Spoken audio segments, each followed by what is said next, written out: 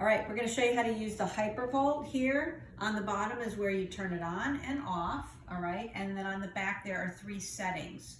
The first one is more gentle, and then as you get into the third, it's a lot more vibration. So we're gonna start off with just using the level 1.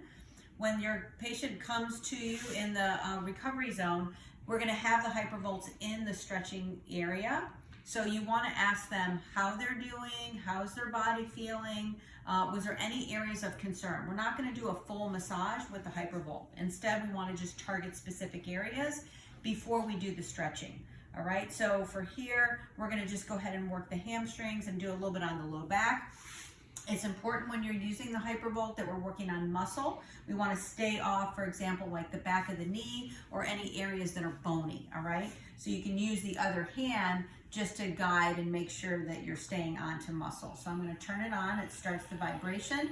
I want to keep the pressure just to be nice and consistent. We're going to go up and down the leg, and we can just work along the muscle. You can come all the way into the inside, and then you can change the stroke.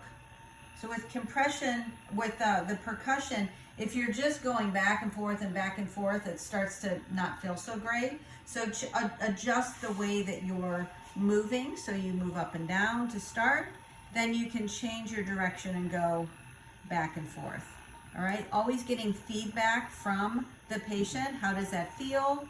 Can you take a little more pressure? Would you like a little more pressure? Then you can increase to the next and then ask them, how does that feel? If that's too much, take it off, turn it then to the third, then turn it off, then go back to the first setting, all right? Instead of keeping it on the patient and going all the way up. If they can't tolerate 2, they're not gonna tolerate number 3, so it's better just to take it off and then to start again, okay?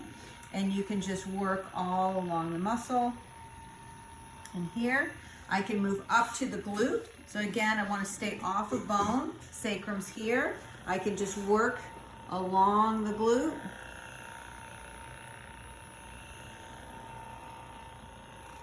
Remember, the sciatic nerve comes down here. So just kind of working around the sides.